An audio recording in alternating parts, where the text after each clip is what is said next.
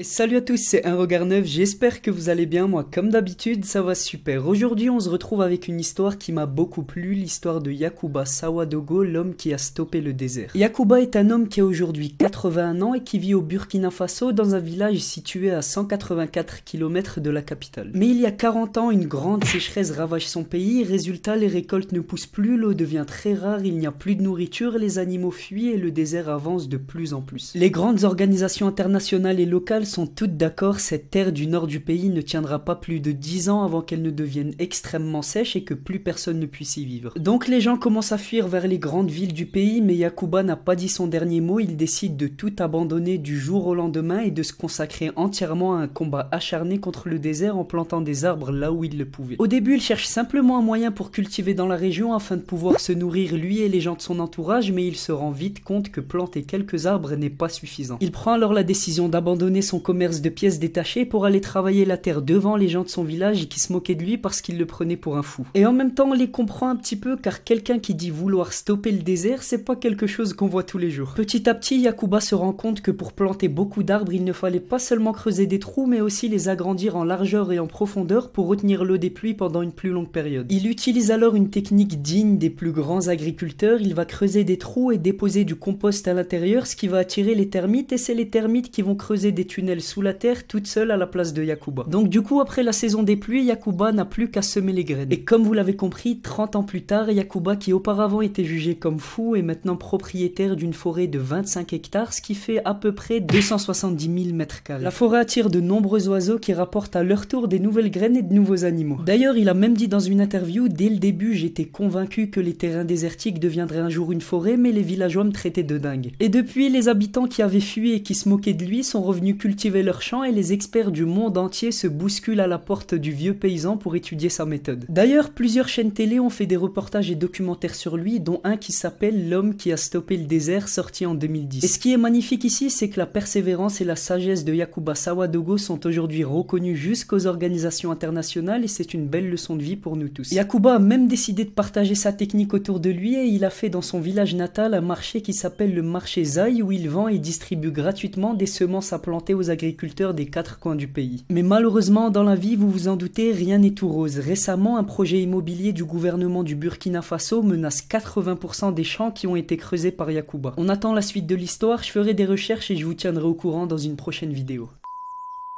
C'était tout pour moi la team Un Regard Neuf, j'espère comme d'habitude que cette vidéo vous a plu, si c'est le cas n'hésitez surtout pas à me rejoindre sur Facebook, Instagram et Snapchat, j'ai bientôt une annonce très importante à vous faire. En attendant la vidéo de demain, je vous souhaite une agréable soirée, portez-vous bien, à la prochaine.